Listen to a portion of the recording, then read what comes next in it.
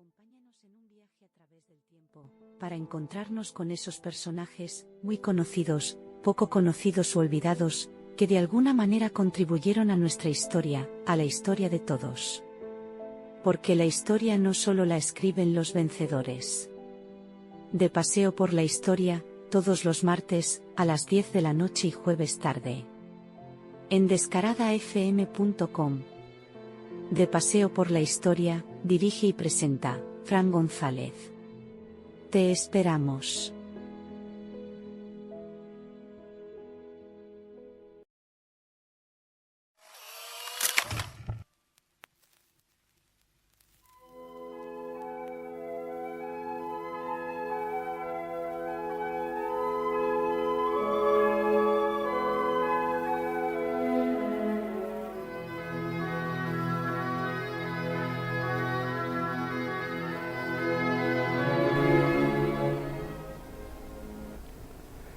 Buenas, calurosas noches y bienvenidos un martes más a De Paseo por la Historia.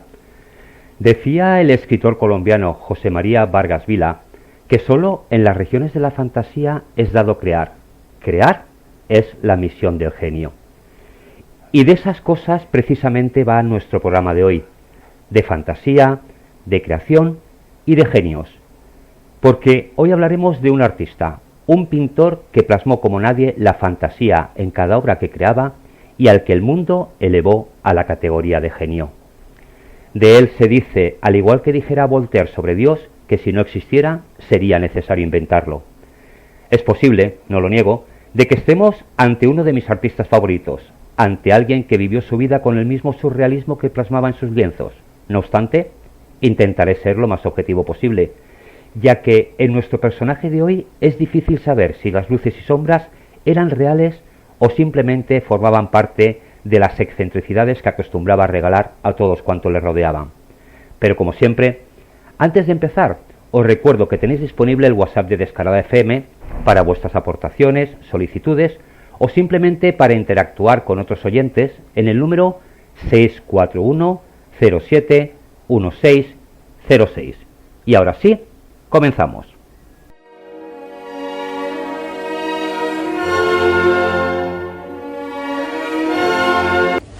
Hemos llegado así sin darnos cuenta al bigote. El bigote es otra de las constantes de la personalidad de Dalí. En alguna ocasión, lejanamente, había dicho el gran pintor que eran como dos antenas que atraían una serie de efluvios casi mágicos. No, eso no era yo, era un catalán de la Edad Media, de la época de Leonardo, Juan Bautista Laporta, el cual creía que las cejas, como Platón, que le cubrían casi los ojos, y los bigotes muy largos, eran elementos indispensables para la creación artística. Se conducían como antenas y hacía una serie de comparaciones con mariposas llevando antenas extraordinarias y que tienen un instinto superior a las otras mariposas y insectos que no los llevan. ¿Usted ha notado alguna vez diferencias cuando las puntas de su famoso bigote no están lo suficientemente enhiestas? No, en absoluto, en absoluto. No. ¿Sigue usted utilizando azúcar de dátil? No, eso fue el principio, porque me gustaba mucho, en este momento era un apasionado de las moscas limpias, las moscas que se pasan por la cara de los burócratas, todo eso es muy repugnante, en los hoteles es imposible. Pero las moscas limpias de Porligat, que se pasean por detrás de las hojas de los olivos, esas van vestidas como por Valenciaga, son limpísimas y esas son maravillosas. Y cuando pinto, me ponía dátil aquí y un poco de miel en la comisura de los labios y entonces esperaba el momento, bobaba de satisfacción, porque cuando pinto babo de satisfacción. Y entonces esperaba el momento en que la mosca me se iba a meter en la boca. Y cuando estaba muy dentro, cerraba la boca y entonces la mosca hacía ¡ah! Y la soltaba. Y al cuarto de hora después otra mosca. Esa era una cosa sibarítica de la pintura. Y lo hacía siempre cuando todo Francia va en bicicleta. El Tour de France ciclista me ha inspirado mucho. Todo el mundo en las cuestas, sudando, la televisión y la radio hablando de los héroes del Tour de France, yo con mi mosca. Porque además, cuando se baba y no se enjuga, se crea una cosa que no sé cómo se llama, en catalán es buquera y en francés perlèche, pero en castellano no sé cómo se llama. Es una especie de crosta, Sí. que se irrita y después se vuelve a formar. Al cabo de una hora vuelve a estar un poco preparada para recibir otra mosca. Para seguir con los placeres artificiales. Exactamente.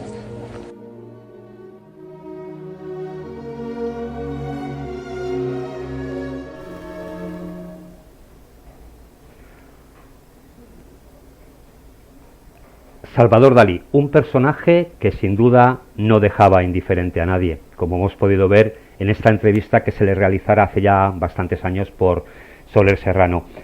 Sin duda, sus famosos bigotes también forman parte de la historia. Sería imposible imaginar a Dalí sin sus bigotes. De hecho, si pensamos en él, lo primero que pensamos es en sus bigotes. Dalí nació el 11 de mayo de 1904 en Figueras, Girona. Es uno de los pintores españoles más internacionales de la historia. Salvador Dalí y Domènech, marqués de Dalí de Pol, al que le gustaba que le llamasen el Divino. Extravagante y genio a partes iguales, es considerado el maestro del surrealismo y un icono de la pintura contemporánea. Su vida, su manera de ser, quizás su surrealismo, sus extravagancias, se podrían decir que se iniciaron incluso antes de su nacimiento, ya que sus padres le pusieron el mismo nombre de su hermano mayor, Salvador, fallecido de una infección estomacal 9 meses antes. Se dice que parte de culpa de su peculiar forma de ser es a causa de que cuando con 5 años visitó la tumba de su hermano, sus padres le dijeran que él era su reencarnación, lo que le llevó a sufrir una crisis de personalidad que arrastraría durante toda su vida y que le empujó a crear una identidad diferente, muy suya, irrepetible, quizás para diferenciarse de otro ese Salvador, del hermano del que le dijeron que era su reencarnación.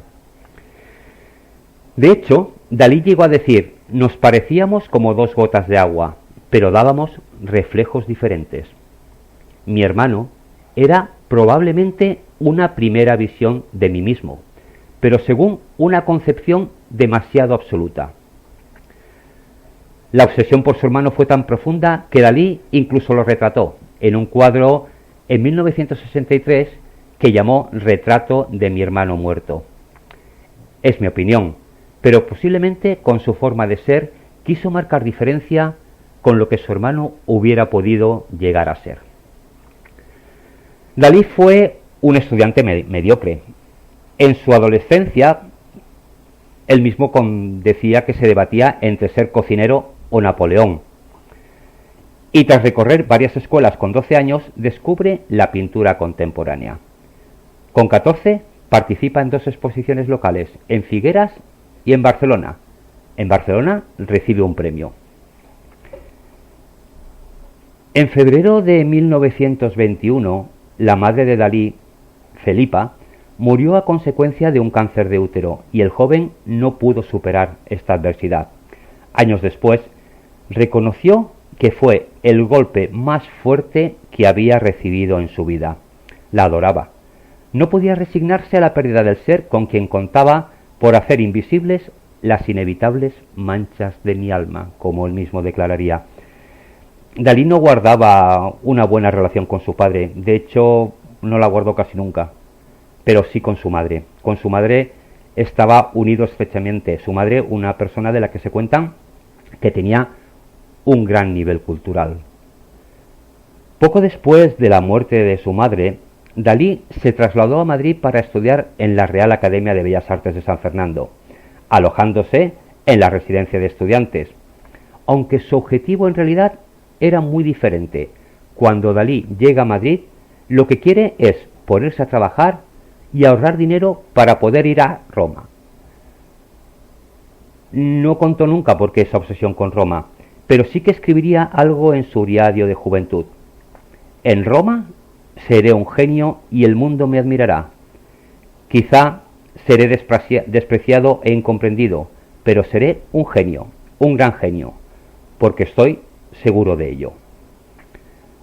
Sus excentricidades enseguida llamaron la atención de sus compañeros, su carácter, su aspecto.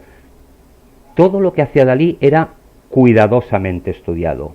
Estoy seguro de que Dalí no daba un paso sin valorar las consecuencias. En la residencia de estudiantes lucía una larga melena, vestía una gabardina, medias y polainas, como los artistas victorianos, una corbata desproporcionadamente grande y una capa que arrastraba hasta los pies.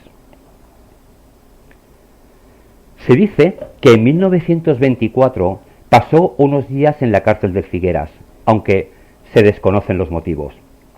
2 años después, en 1926, acabaría siendo expulsado de la Academia de Bellas Artes, pocos días antes de los exámenes finales, porque afirmó que en el comité que lo tenía que valorar no había nadie que fuera capaz de poderlo valorar.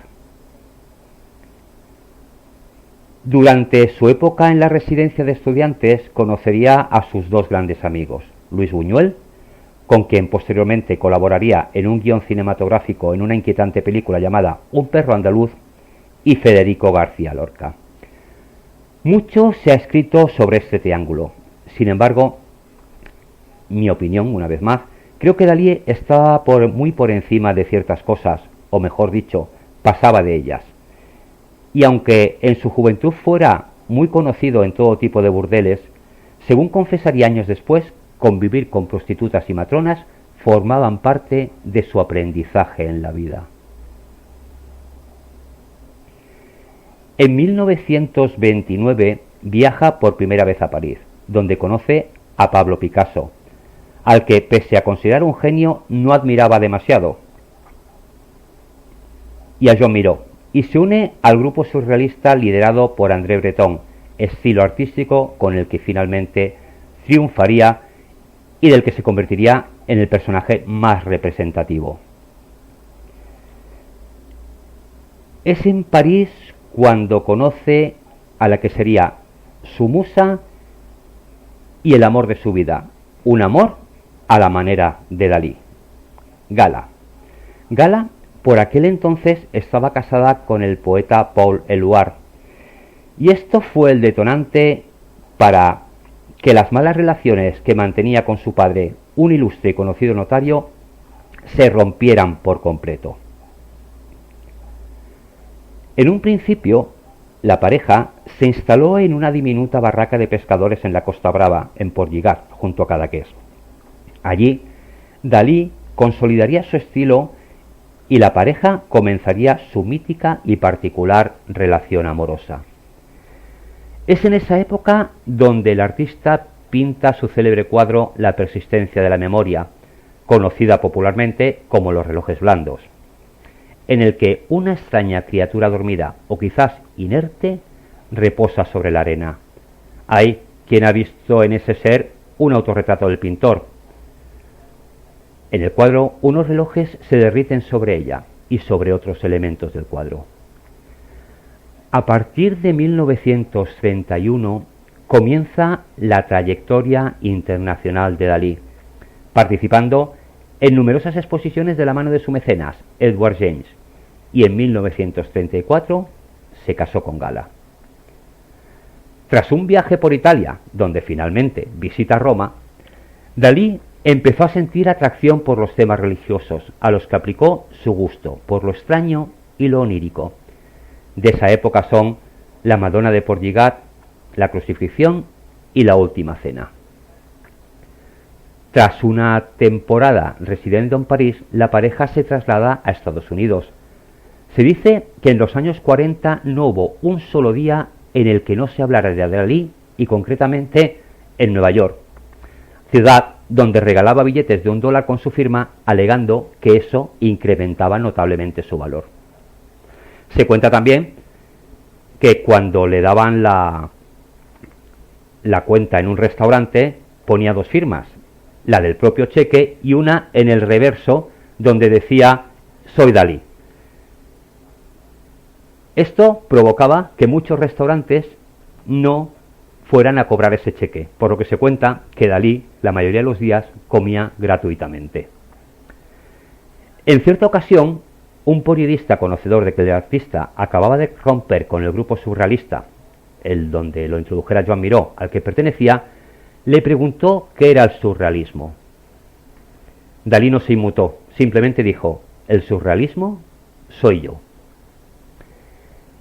Esta no es más que una de las miles de frases que nos dejara el genio de Figueras. Vamos a escuchar algunas de ellas, como siempre, poniendo como fondo la música de Éric Satie, uno de los compositores favoritos de Dalí y cuya música sonaba en su habitación el día de su muerte.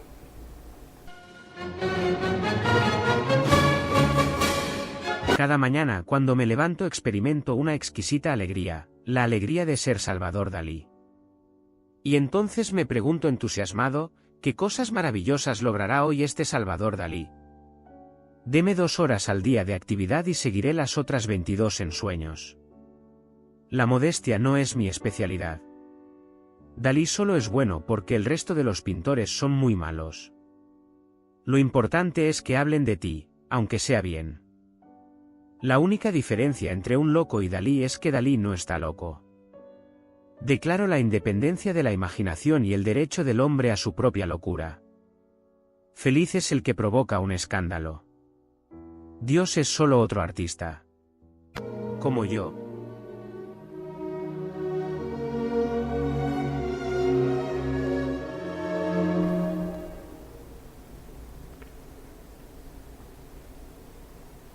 Cada mañana, cuando me levanto, experimento una exquisita alegría de ser Salvador Dalí. Y entonces me pregunto entusiasmado, ¿qué cosas maravillosas logrará hoy este Salvador Dalí? Esta frase, sin duda, ya define en gran manera su personalidad. Él no creaba por crear, él creaba convencido de que lo que iba a hacer ese día iba a ser algo maravilloso. Esto provocaba que, aunque lo que él hiciera no fuera tan bueno, todos pusieran los ojos sobre él. Dalí, a diferencia de otros artistas que hablaban de sus obras cuando ya las habían terminado, las presentaban, él a menudo hablaba de sus obras mucho antes incluso de que comenzara. Voy a pintar, voy a hacer. Él ya ponía el foco en que lo observaran porque iba a crear algo nuevo. Deme 2 horas al día de actividad y seguiré las otras 22 en sueños. Los sueños fueron una de las grandes obsesiones del artista y a su vez eran más importantes aún la interrupción del sueño que el propio contenido de sus visiones oníricas, por lo que practicaba la famosa siesta de la cuchara. Según Dalí, esto consiste en sentarse cómodamente con una cuchara en la mano y dormirse. Cuando sientes que la cuchara se te cae de la mano y te despiertas, es en ese momento, según él, hipnagógico, cuando la mente se halla más creativa y es más fácil al acceso a las imágenes del subconsciente. Para aquellos que conocen las obras de Dalí, muchas de ellas representan sueños.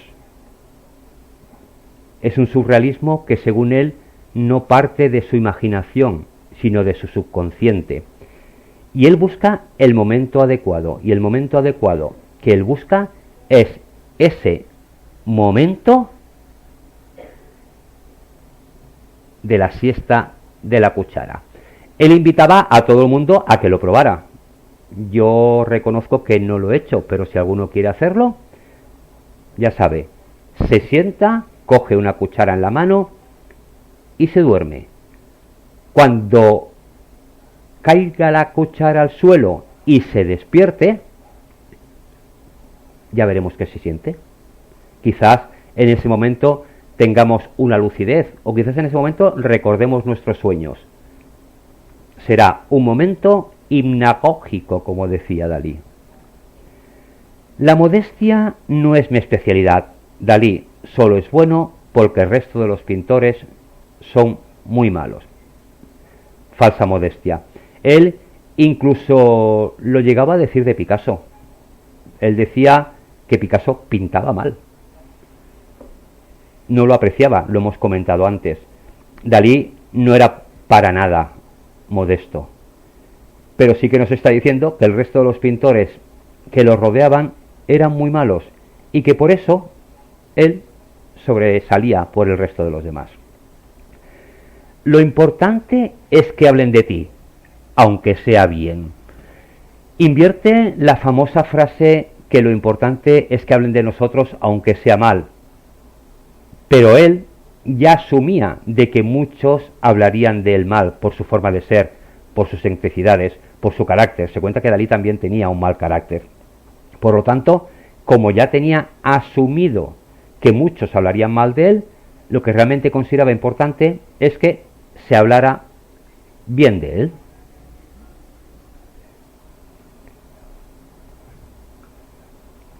La única diferencia entre un loco y Dalí es que Dalí no está loco.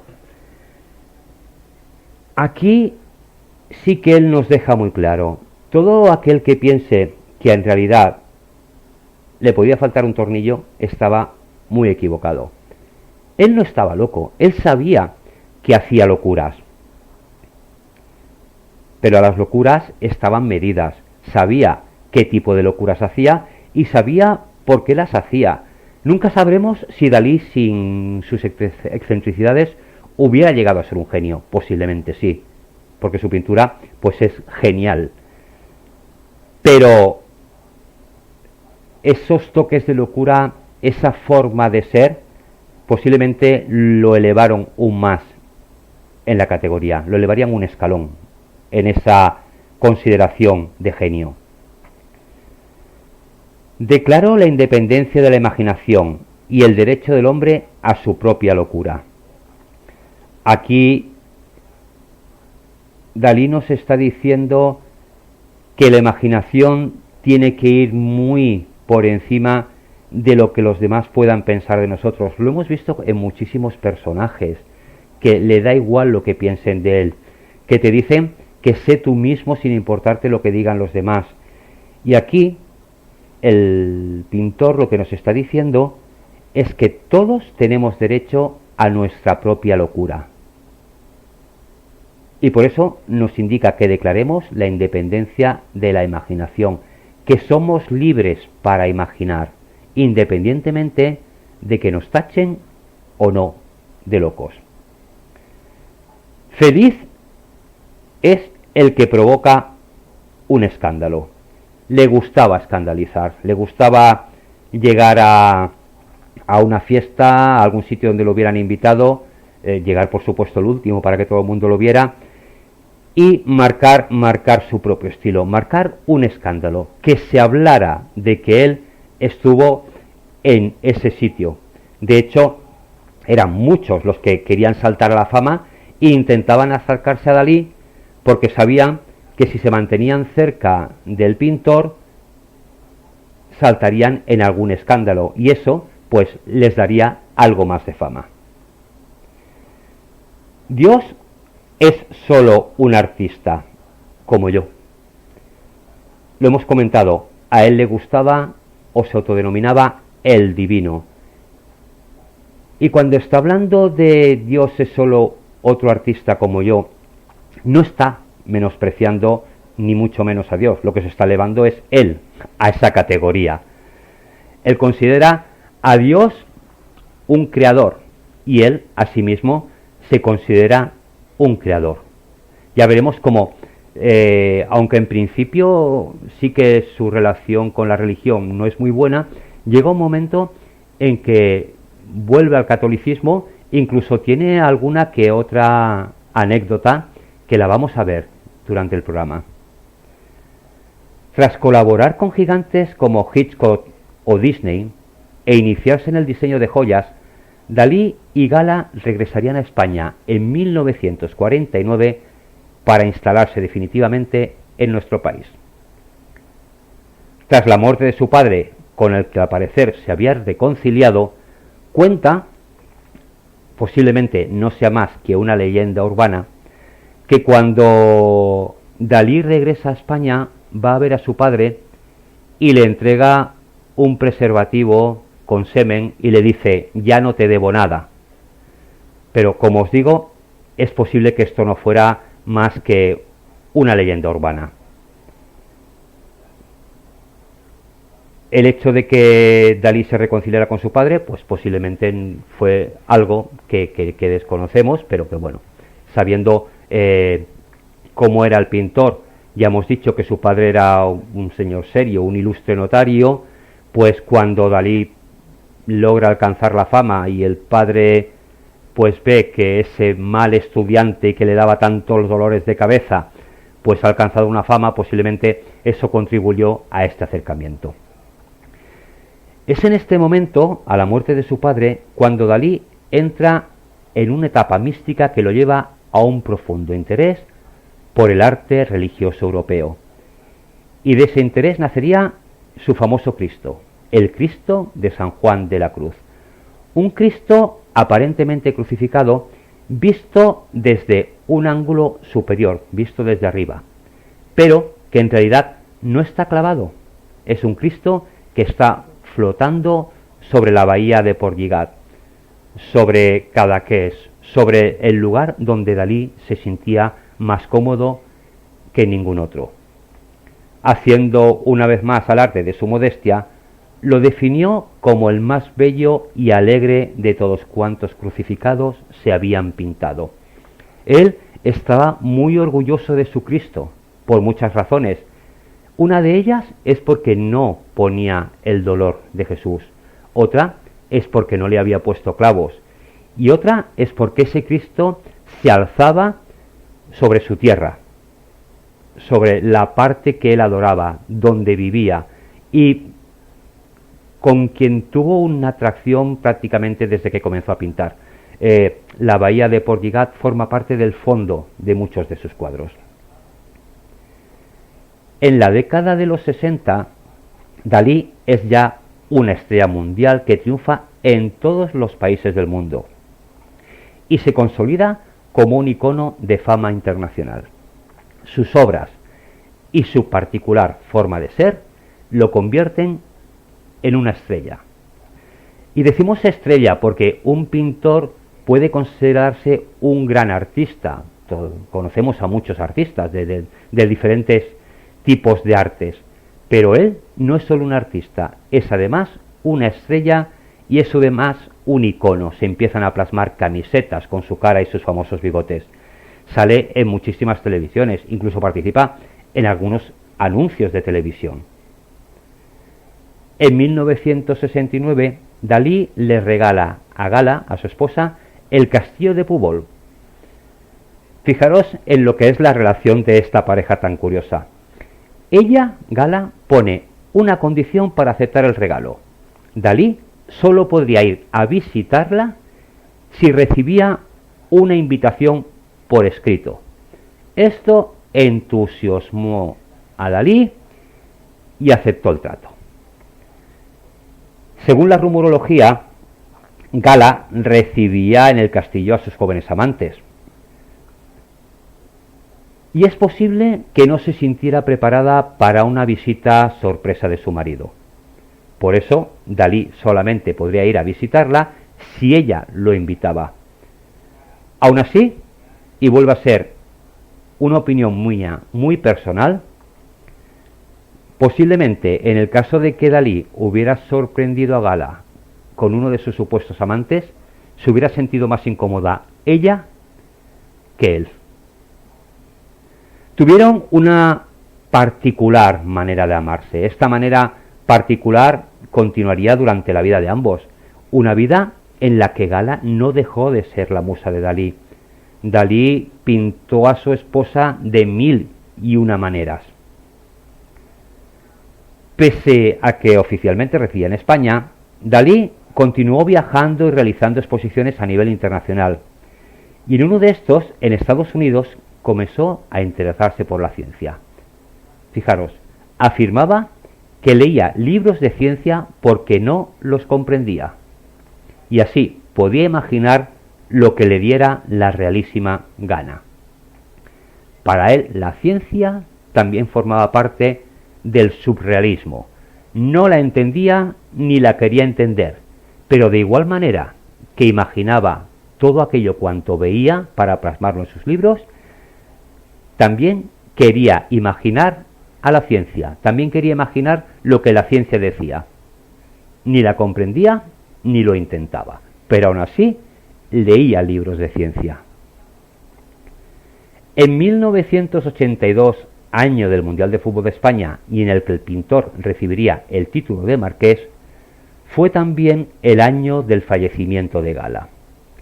A partir de entonces, Dalí caería en una total decadencia, abandonó la vía pública y perdió el ímpetu de pintar.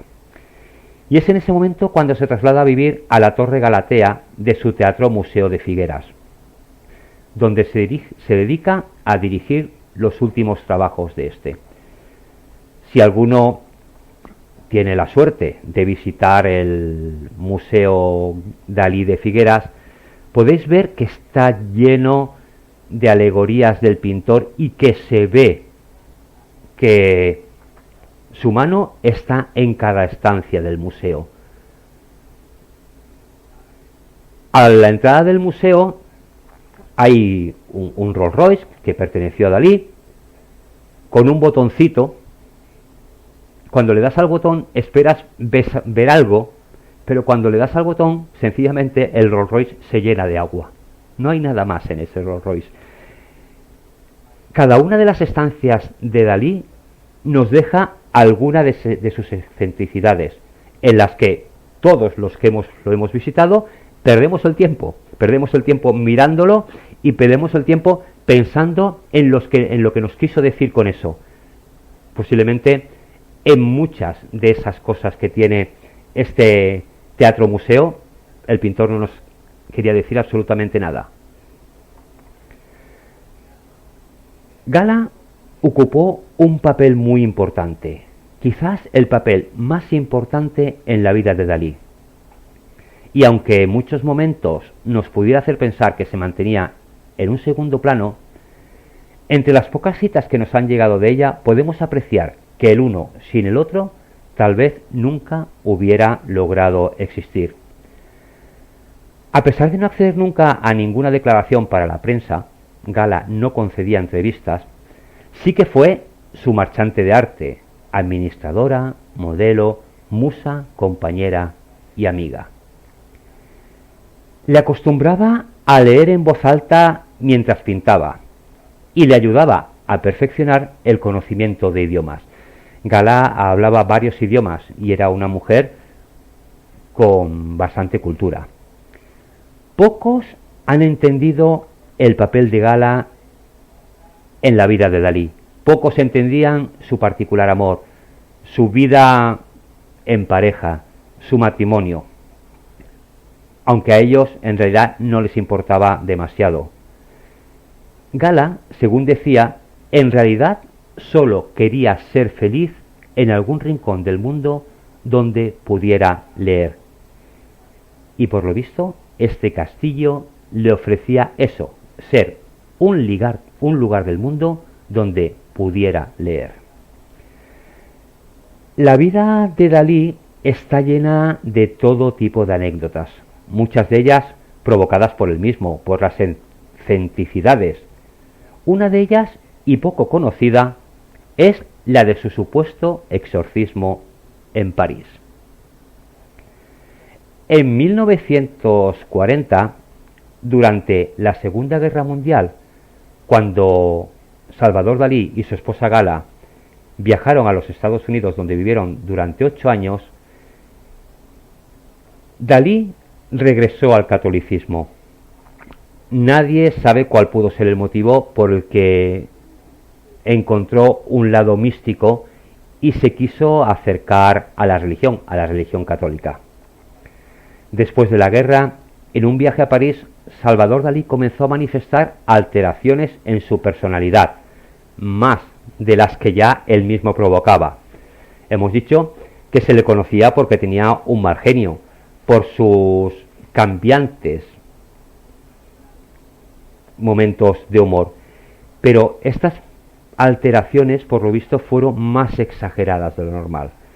Dalí también, a partir de ese momento, empezó a experimentar horribles sueños, visiones y pensamientos obsesivos.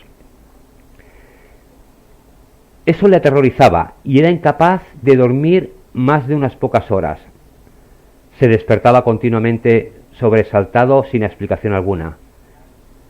Eso cuentan que fue por lo que Salvador Dalí recurrió a su antigua fe.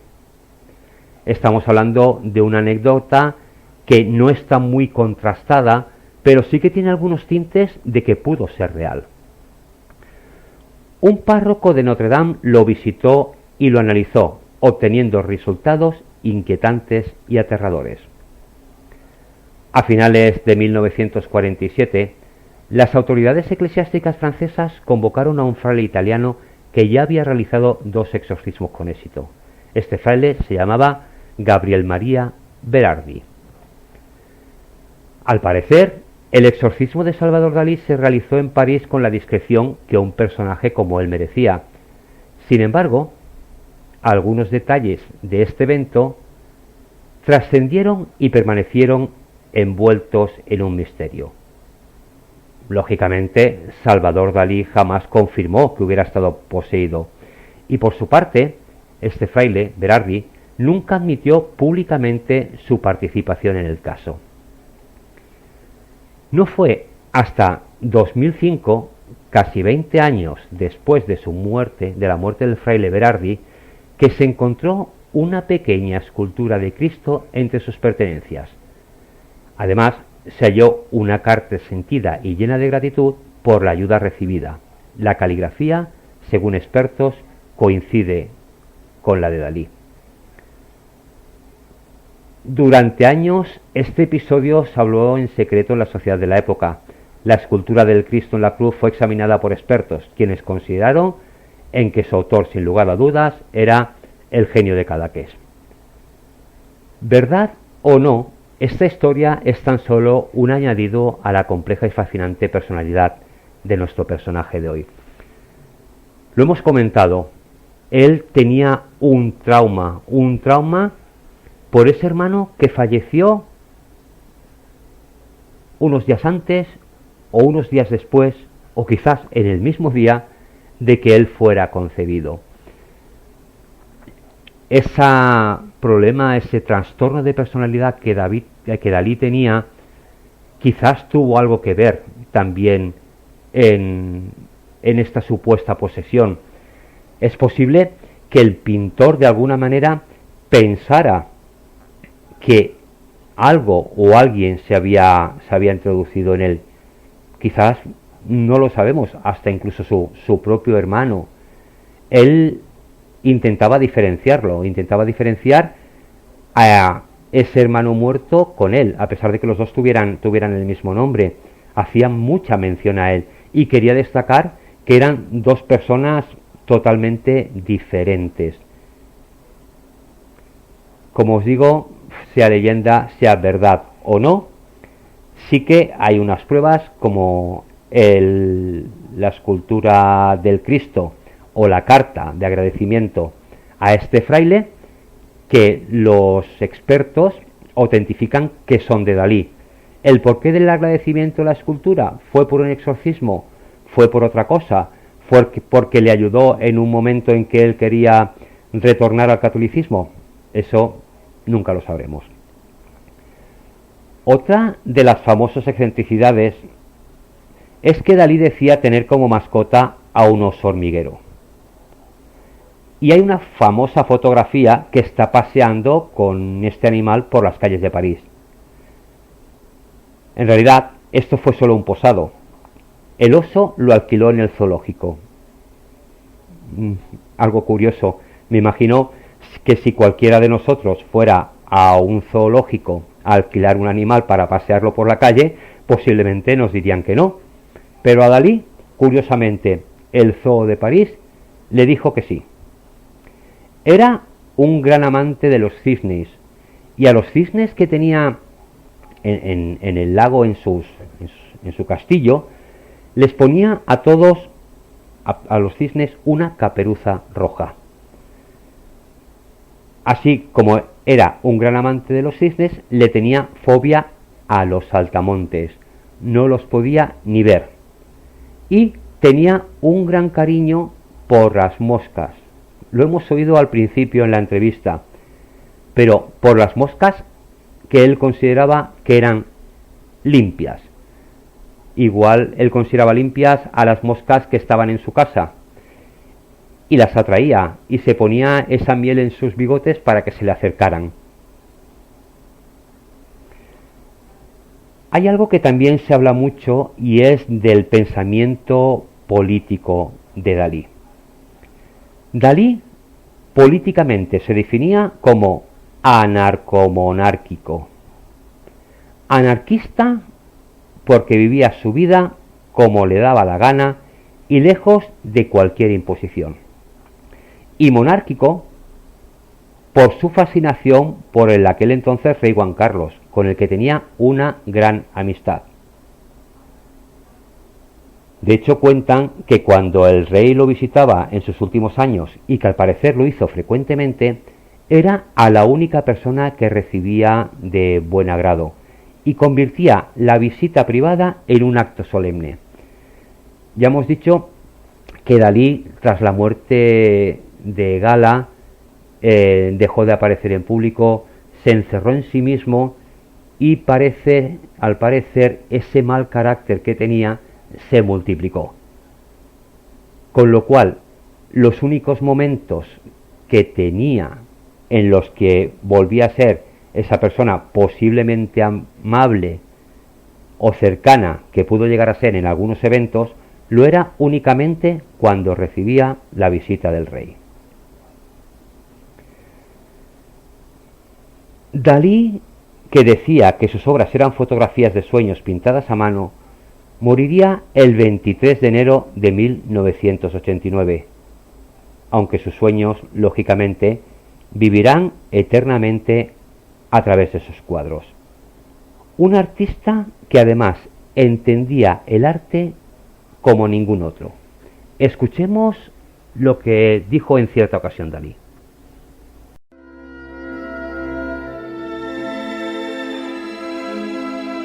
Un día que fuimos a ver juntos con Jean Cocteau, que tenía mucho el esprit francés, el más refinado, fuimos a ver juntos el Museo del Prado.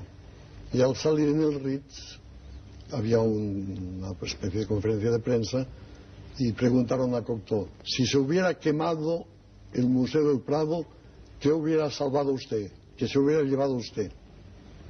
Yo ya vi lo que iba a decir porque era un plagio de una cosa de un griego. Y dijo, mirándome a mí, quieren decir eso, Dalí no puede hacer mejor, pues yo me hubiera salvado el fuego. Y se quedó mirándome. Entonces, naturalmente, los periodistas me dijeron, ¿y usted, señor Dalí, qué se hubiera llevado, qué hubiera salvado? Y entonces yo, como que soy un poco teatral, hice ver que reflexionaba un poco, que yo lo tenía pensado, y dije, pues Dalí se llevaría nada menos que el aire, y específicamente el aire contenido en las Meninas de Velázquez, que es el aire de mejor calidad que existe. Y naturalmente, como que el fuego no es un elemento pictural y el aire es el protagonista de la pintura, el propio Cocteau cogió dos pajas de cóctel y se los puso en forma de bigote, inclinando la cabeza.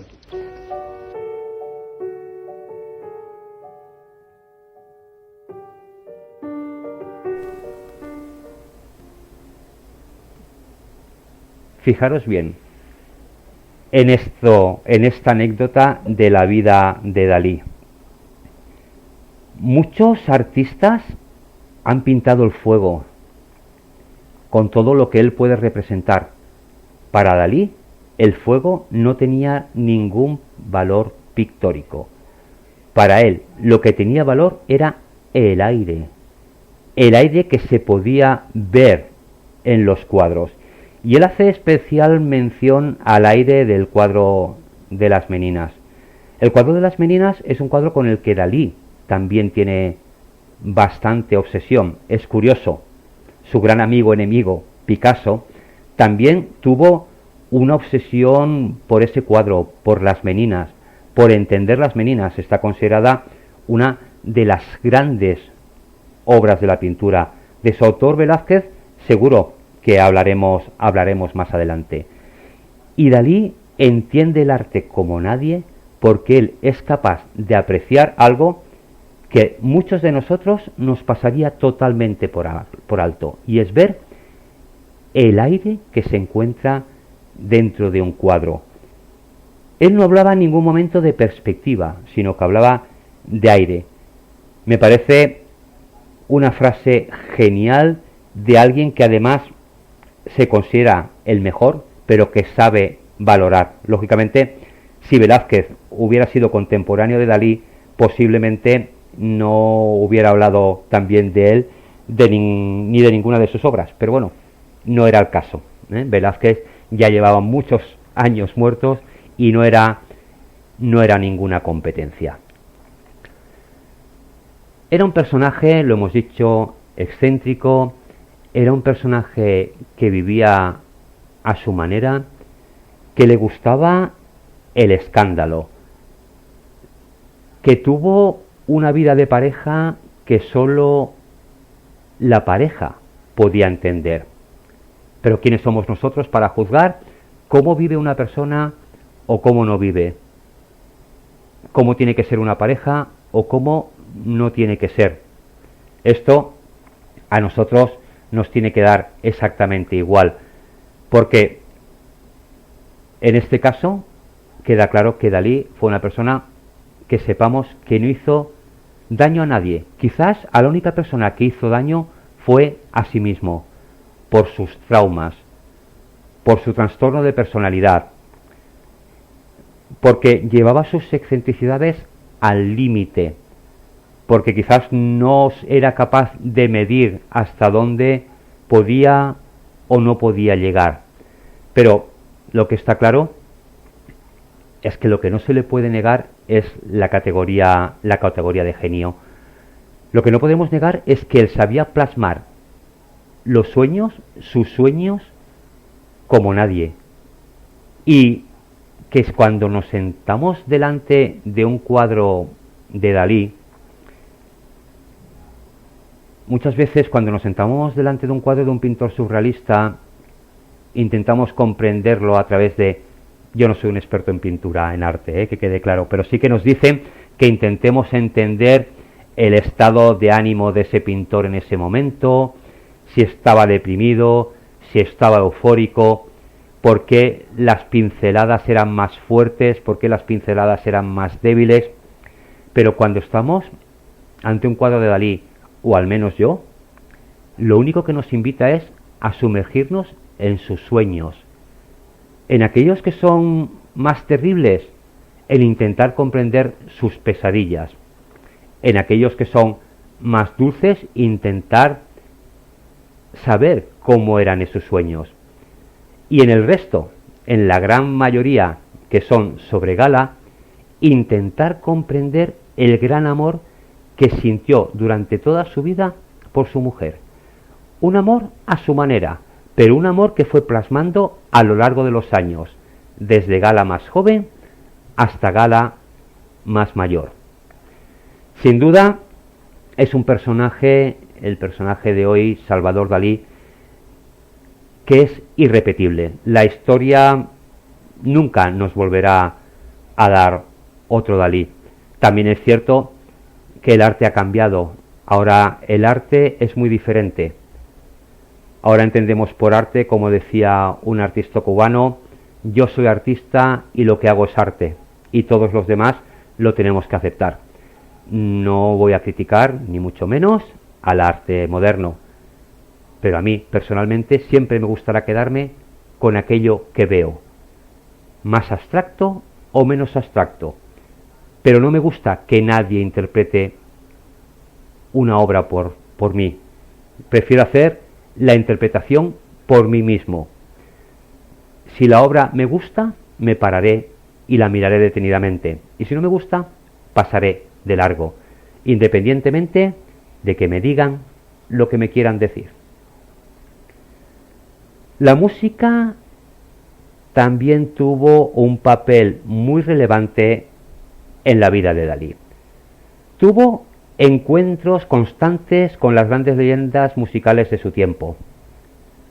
Fue un apasionado del jazz, de la música de Pablo Ibáñez, porque interpretaba a la poesía de Lorca, y también de la rumba de Peret, o de una folclórica, Maruja Garrido, con la que colaboró en el vídeo de la canción Es mi hombre. Si lo buscáis en YouTube, Maruja Garrido es mi hombre, podéis ver a Salvador Dalí cómo colaboraba en ese vídeo. También colaboró junto a Carmen Sevilla en el anuncio de un coñac. De hecho, a Dalí se codeaba con todo el mundo, desde el jazz hasta el folclore, hasta la rumba. Le daba exactamente lo mismo. Y era alguien que decía que si la música le gustaba, le gustaba. Él no se definía con ningún género. Hemos oído, cuando hemos puesto las frases de Dalí, como a él le encantaba según qué obras de música clásica. Podía estar escuchando una obra de música clásica y cuando acabara escuchar una rumba o escuchar algo de jazz. Si hemos puesto la música de Eric Satie de fondo de sus frases, como hemos dicho, es porque se cuenta que es la que sonaba en su habitación en el día de su muerte. Hay una lista de canciones que le gustaban a Dalí. Él hizo públicas sus canciones favoritas, y por eso para nuestra pista musical de hoy vamos a escoger una de las que según Dalí se encontraría entre sus 10 piezas musicales favoritas. Como no podía ser menos, es una pieza donde el mar, la luz y el sol son protagonistas. No en vano, el pintor se vanagloriaba de ser el primer español en ver amanecer. Su casa estaba situada en el lado más al este de España y su habitación estaba en el lado más al este de su casa, con lo cual siempre Dalí decía que era el primer español que podía ver la luz del sol. Por eso vamos a traer una canción que se encontraba entre las 10 piezas musicales favoritas de Dalí y donde, como hemos dicho, el mar y el sol se hacen protagonistas.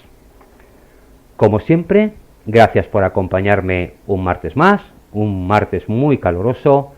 Nos reencontramos la semana que viene en un nuevo programa de Paseo por la Historia, donde, como ya os adelanté, tendremos un agosto con unos protagonistas algo diferentes a los que estamos acostumbrados. Vamos a traeros a villanos de la historia, por llamarlos de alguna manera. En agosto vamos a retomar otro tipo de personajes, los personajes a los que estamos más acostumbrados. Pero en agosto, 4 personajes cuyas historias posiblemente nos produzcan escalofríos. Un escalofrío para combatir el calor. Y sin más, ahora os dejo con Charles Trenet y la mer.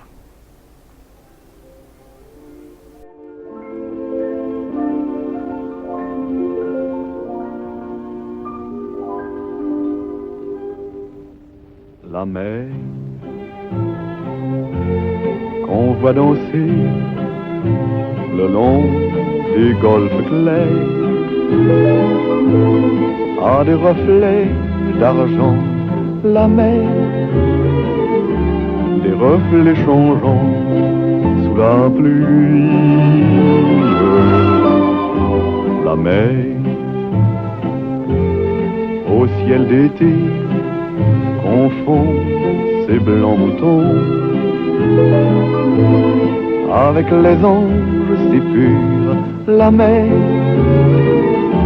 bergère d'azur infinie. Voyez, près des étangs, ces grands roseaux mouillés. Voyez, ces oiseaux blancs et ces maisons rouillées. La mer les a bercés le long des golfes clairs et d'une chanson d'amour. La mer a bercé mon cœur pour la vie. La mer qu'on va danser le long des golfes clairs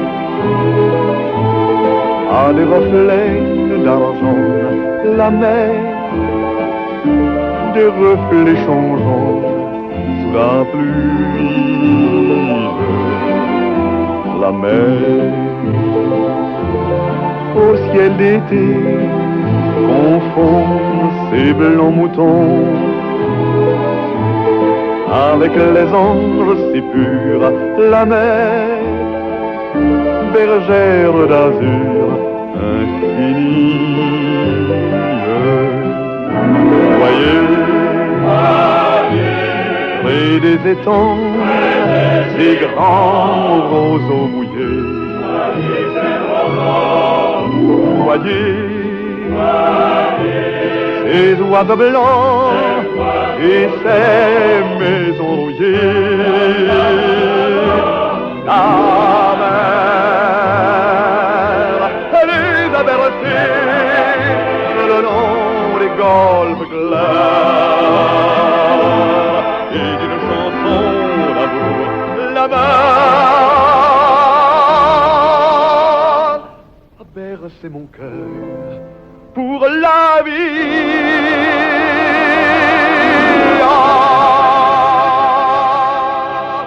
Acompáñanos en un viaje a través del tiempo, para encontrarnos con esos personajes, muy conocidos, poco conocidos o olvidados, que de alguna manera contribuyeron a nuestra historia, a la historia de todos. Porque la historia no solo la escriben los vencedores. De paseo por la historia, todos los martes, a las 10 de la noche y jueves tarde. En descaradafm.com. De paseo por la historia.